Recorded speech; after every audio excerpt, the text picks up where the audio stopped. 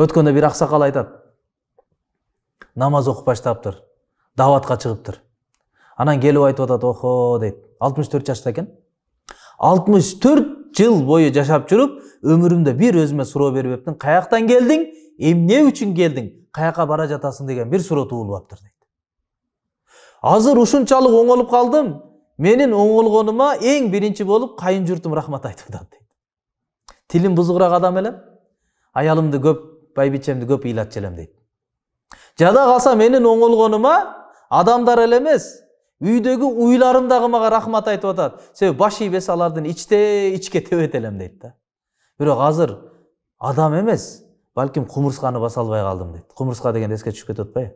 Кумурсканы баса албай калдым. Кумурска кетип атса, бутумду ошонун үстүнө коюп алайын деген болсом, аттап өтүп кетип атам дейт. Мына, бул каяктан? Бул ички дүйнөнүн, имандын ички дүйнөсүнүн көзү ачылды деген сөз да, туугандарым. Ошондуктан биринчи ойлоно турган нерсебиз ар бирибиз.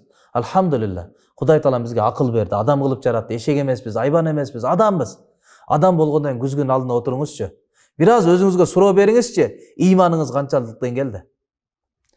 Канчалык деңгээлде? Дүйнөнү кандай көз караш менен карап атасыз? Алланы канчалык таныдыңыз? Аллахым менен канчалык мамиле кылдыңыз?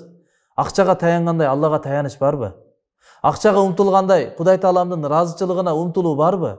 Эгер бүткүл ааламдын падышасы болгон Алла болсо, бардык жакшылык жамандык ошо Алланын колунда болсо, Алланын алдынан келип, Алланын алдына кайра бара турган болсок, өзүбүздүн эч бир каалообуз жок болсо, эгер мен өзүмдүн каалоом болгондо мен каалагандай жаралып болмакмын, каалаган учурда, каалаган үй бүлөдө, каалаган дене мүчө менен, мен каалоом болгондо мен оорубайт болчумун, каалоом болгондо картайбайт болчумун, каалоом болгондо өлбөйт болчумун мен. Жашоомдо жамандык көрбөйт элем, менин душманым болбойт элем менин каалоом жүргөндө. Демек мен пенде экенмин да. Жараткан зат бар экен да. Ошол Алланы канчалык таныдым мен. Жараткан затты жараткан деп, падышаны падыша деп канчалык мен ынандым жашоомдо. Тилимдегі бардыр, мээмде ал маалымат жеткендир. Бирок ички дүйнө боюнча биз азыр сөз кылып атабыз. Имандын эң негизи, эң биринчиси пайгамбарыбыз айткандай, бул имандан башталат, ишенимден башталат. Ишеним келсе адам баласы эмне болот? Иман келгенден кийин биринчи адам тообага кадам коет. Мурдагы күнөөлөрүнөн чыгат.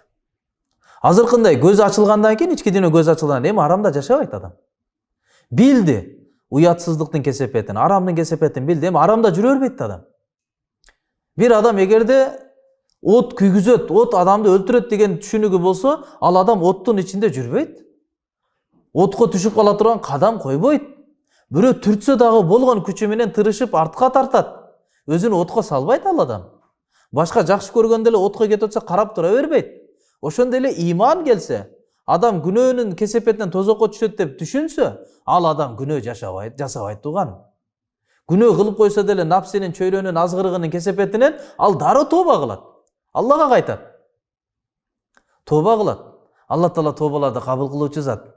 Өтө боорукер, мээримдүү зат.